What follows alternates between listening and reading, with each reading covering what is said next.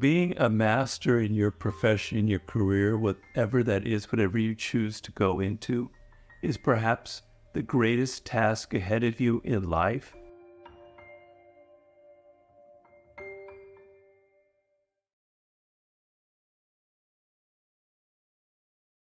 Your life's task, as I call it, is to return to those inclinations and to that uniqueness that marked each and every one of you at birth.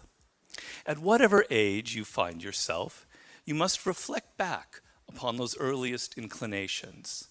You must look at those subjects in the present that continue to spark that childlike, intense curiosity in you. And you must look at those subjects and activities that you've been forced to do over the past few years that repel you, that have no emotional resonance. Based on these reflections, you determine a direction you must take: writing, or music, or a particular branch of science, or a form of business or public service. You're never going to have anything successful in life if you're just copying what other people are doing. So you have to be willing to be original, to be weird, and to go out on a limb and to express your true feelings and what's really going on inside of you. So if you listen too much to what other people are telling you, your work will just be a pale imitation of what the latest meme is on social media. It'll have no originality to it, and it'll die very quickly. On the other hand, if you just care about your own thoughts and ideas and you have no objective voice, nobody who can say this is good or bad, you're just going to write like a schizophrenic, like a madman. So you need a balance. You need people you trust in your life who can give you honest feedback and say this is good or this is crap. But you also have to have confidence in your own voice and say, I don't care what they're saying on social media. I know this is great. Other people have said as well. And I'm just going to be a rebel. I'm just going to stand by what I say and put it out there. You can fake your way when you're in your 20s and 30s because you're young, life's exciting, you can make money, can be sort of a motivating factor. But what happens is you're less and less engaged in your work. You're not connected deeply. You're kind of bored. You're not paying deep attention. You're sort of skating by. And by your late 30s, it starts to catch up with you. And people are coming up who are younger than you, who are handsomer, who are less expensive. They replace you. You're downsized. You're out of a job. And suddenly you don't have the skills to adapt because you didn't really follow something you were meant to follow. So you're afraid of leaving this job that you have because you got a good paycheck and you don't want to experiment now and you don't want to try something that might be more suited to you, but God knows where your paycheck is going to come from. But I'm telling you, you have more to fear 10 years, 20 years down the line if you're in a field that doesn't excite you. Because we live in a world now where things are changing so quickly. Your career path is really altering. You're not going to be working at the same place for very long. And once your career changes and there's shifts going on in the world, you're going to be screwed because you don't know how to adjust. You're doing something that you don't love. You should be afraid of that. That's what you should be afraid of, what's going to happen to you in 10 years. Don't worry now about the paycheck in 2 years. Money will come to you if you follow what you love. I compare this uniqueness that each one of you has to a voice that's inside of your head. It's telling you, you should be doing this, you should be doing this. It's what fits you, it's what you're good at. But what happens with all of us as you get older is that voice gets weaker and weaker. You listen to your parents who say you need to be a doctor or a lawyer, you need to worry about making money, You listen to peers who are saying, this is a cool job, this is the kind of profession you should be going into. You start thinking in terms of what really matters is I have to be comfortable, I have to look for a position that's comfortable. To the point where you could graduate from college, you could be in your early 20s, and you have no idea who you are. That voice is totally drowned out. And you end up going on a career path that seems right. You're going to make money. It's all, everything's figured out. And in your 20s, you can kind of fake your way through it because you're young, you're energetic, you're smart and everything. But what ends up happening as you get older is you're not so engaged with that subject. You're not learning it as deeply as other people. You're not really focusing as much as you can. And by the 40s, something very dangerous can happen. You could be made redundant. Someone else comes along who's younger and cheaper than you. And now you're pretty much screwed because you haven't built up the skills that you needed to build up to adjust your career.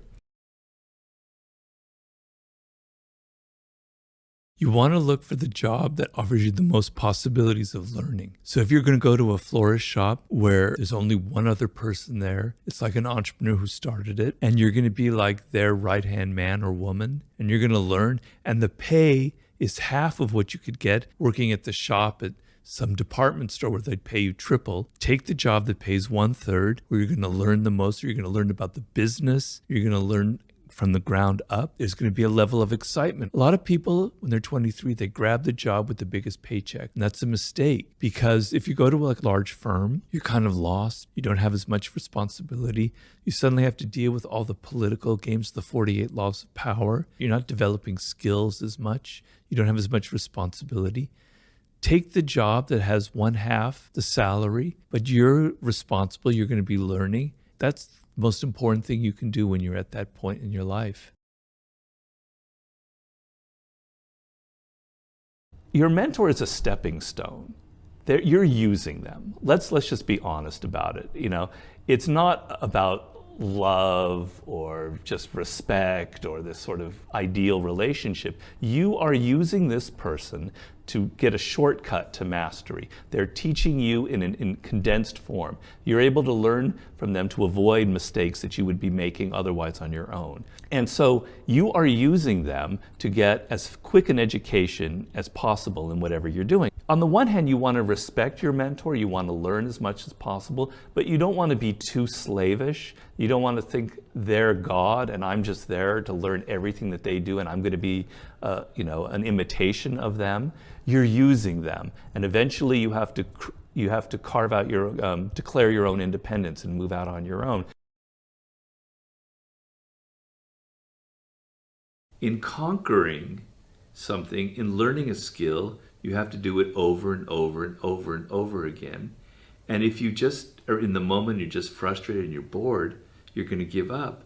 But if your attention is, this is going to give me so much rewards, then you're looking 3 months down the road, and then it's not boring, it's a challenge, and you know that eventually you're going to be playing chess like a grandmaster. It's going to be fun, more fun than any video game that anybody could ever invent. So that's the key thing is do you have that pattern early in your life where you understand that boredom and tedium is actually something to overcome, and when you overcome it, amazing things will happen. The number one commodity that you want that's going to make you a master is creativity. If you're a creative thinker, I don't care if you're working at Subway or wherever, you're going to end up at a great place.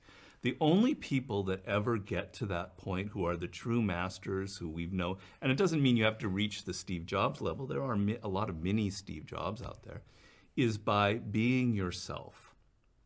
If there are 50 other people like you out in the world, why you?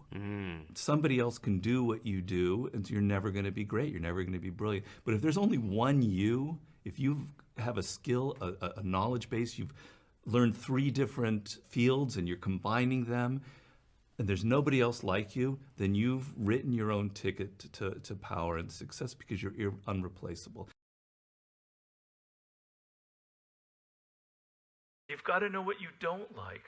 I remember when I was about 24, I was a journalist living in New York, and I had written this article about traveling through Italy. I thought it was a great article. And the editor wanted to have lunch with me. I thought, oh, great, he's going to praise this article. He brought me in. She started telling me, Robert, you're never going to be a writer.